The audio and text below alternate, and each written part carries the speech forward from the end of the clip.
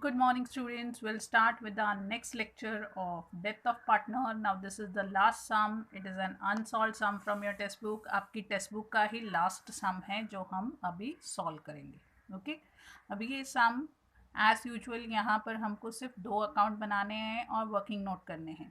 We are supposed to prepare a partners capital account, all partners capital account and revaluation account.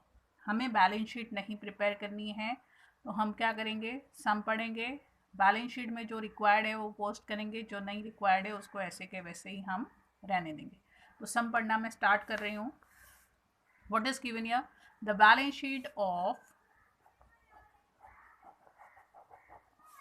Sohan, Rohan, Mohan and this is their profit sharing ratio 3:2:1.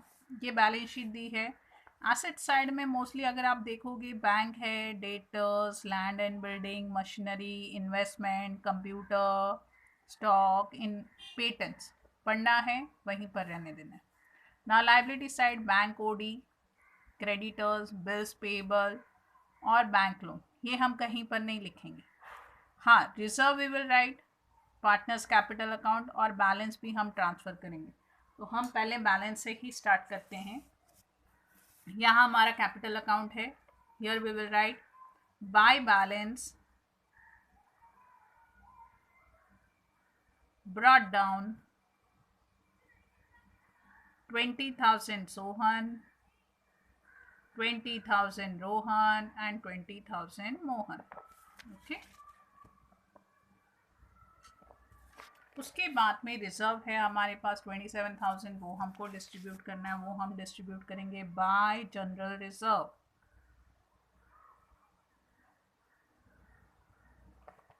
And general reserve will come 27,000 when you distribute in the ratio 3:2:1. It is coming 13,500, 9,000 and 4,500. यानी कि balance sheet से हमें सिर्फ ये दो चीज़ें लिखनी है, बाकी कुछ लिखने की ज़रूरत नहीं है. आगे पढ़ना स्टार्ट करते हैं. Mister Rohan died on 1st October. That means 6 month, after 6 month he expired. ये एडजस्टमेंट हमने किया पहला वाला. Goodwill of the firm is valued at 30,000.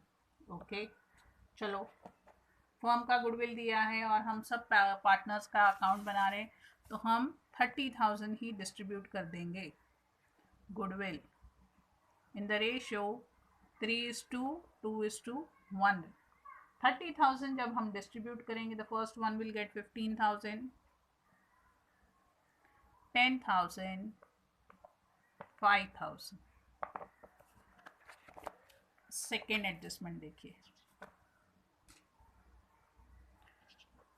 Land and building machinery were found under valued by 20%. चलिए, इनके लिए वर्किंग नोट करते हैं. यहाँ नीचे मेरे पास बहुत जगह है, मैं यहाँ पर आपको वर्किंग नोट करके बताती हूँ. ना फर्स्ट वर्किंग नोट जो होगा वो हम लैंड एंड बिल्डिंग का करेंगे. ओके, अभी ये जो वैल्यू दी है ये अंडर वैल्यूड है बाय 20% अगर दी है, तो हम लिखेंगे, you can do the assumption, let the cost price of the land and building be 100. तो उसकी जो मार्केट प्राइस है दैट इज 80, और यहाँ पर हमको मार्केट प्राइस ही दी है वो 40,000 है. तो ये हमको फाइंड आउट करना है क्रॉस मल्टीप्लिकेशन करके. तो हम क्या करेंगे, 40,000 यानी कि ये जो कीमत हमने लिखी है ये 20% बिलो द मार्केट प्राइस है, below the price it is under valued. जो भी वैल्यू लिखी है हमने अंडर वैल्यूड है, इंटू 80 करना है. सो विल गेट ईयर 50,000, यानी कि जहाँ 50,000 होने चाहिए थे हमने सिर्फ 40,000 लिखा हुआ है. इसी तरीके से हम मशीनरी का भी फाइंड आउट करेंगे same way. Let it be 100 but it is 80. Now 80,000 का 80% का कितना है, machinery 80,000. we are supposed to find this. So what we'll do, 80,000 into 100 divided by 80, you will get the answer 1 lakh rupees. Okay, 1 lakh रुपए आपको मिल जाएंगे. जहाँ 1 लाख होने चाहिए थे 80,000 है, जहाँ 50,000 वैल्यू होनी चाहिए थी 40,000 है. तो क्या किया है, एप्रिसिएट करना है हमको, तो हम इसका इफेक्ट लिखते हैं. एप्रिसिएशन का एक इफेक्ट जाएगा, आपको पता है, revaluation account credit side. By land and building 40 था, 50 करना है, 10,000 यहाँ पर एप्रिसिएट किया. उसी तरीके से मशीनरी 80,000 था, आपको 1 लाख करना है, यानी कि आप 20,000 इंक्रीज कर रहे हो उसको. ओके, थर्ड एडजस्टमेंट देखो. और शायद इसी एडजस्टमेंट की वजह से मैंने ये सम अपलोड किया, नहीं तो मैं अपलोड नहीं करने वाली थी. I thought that I will tell you only to do this sum. Third one क्या है, इन्वेस्टमेंट इज वैल्यूड एट 60,000. पुरानी बैलेंस शीट में इन्वेस्टमेंट देखेंगे तो 40 है, ये भी हम एप्रिसिएट कर रहे हैं. By investment, how much we are appreciating, again 20,000. Balance sheet नहीं बना रहे हैं, इसलिए हमें सेकेंड इफेक्ट देने की ज़रूरत नहीं है. चलिए नेक्स्ट एडजस्टमेंट की तरफ चलते हैं.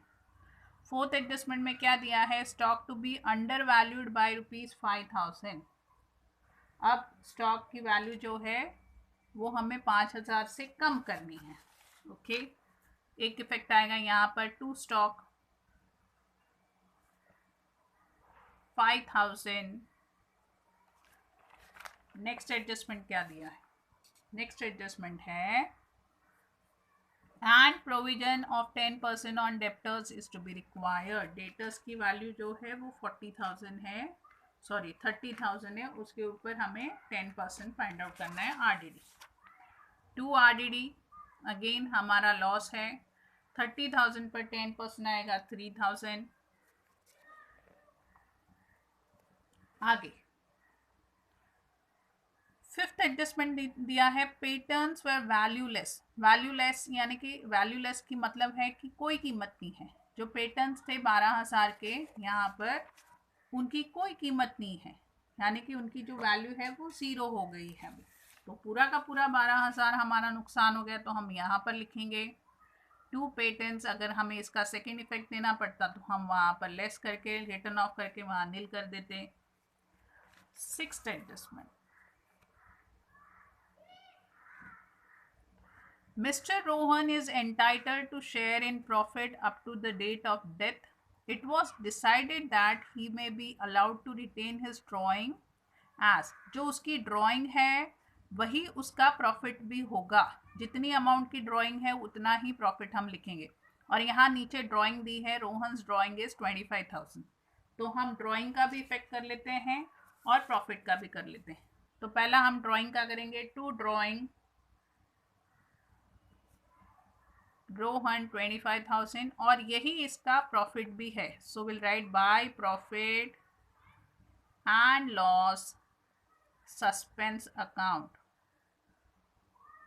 तो इसके लिए हमको वर्किंग नोट करने की ज़रूरत नहीं, क्योंकि वो बोला गया है, they have told you what ever is the amount of drawing the same will be the amount of profit also. अब हमें क्या करना है, अकाउंट क्लोज करना है. देखने से ही पता चलता है ये साइड का टोटल जो है वो हैवियर है, 50,000. सेम विल राइट या 50,000 में से आप 20,000 माइनस करोगे तो आपका बच गया 30,000. ये तीनों पार्टनर्स में डिस्ट्रीब्यूट करना है हमको, और कहाँ ट्रांसफ़र करना है, उनके कैपिटल अकाउंट में.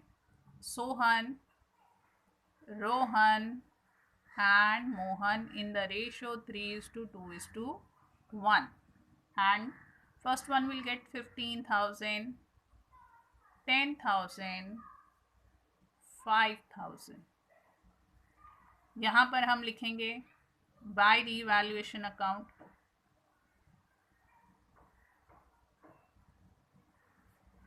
$15,000, 10,000, 5,000. अब हम ये क्लोज करेंगे, इनका टोटल कर लेते हैं, वही टोटल हम यहाँ पर भी लिखेंगे। सोहन का टोटल आया 63,500, रोहन का है 74,000 and the last one it is 34,500. Same total हम यहाँ पर भी लिखेंगे, 63,500, 74,000, 34,500। पहले जो पार्टनर कंटिन्यू कर रहे हैं उनका लिख लेते हैं। टू बैलेंस कैरीड डाउन 63,500, 34,500 और जो एक्सपायर्ड हो गया उसका आएगा टू एग्जीक्यूटर लोन अकाउंट। 74,000 में से 25,000 माइनस करने के बाद में वहाँ पर जो आ रही है वैल्यू वो है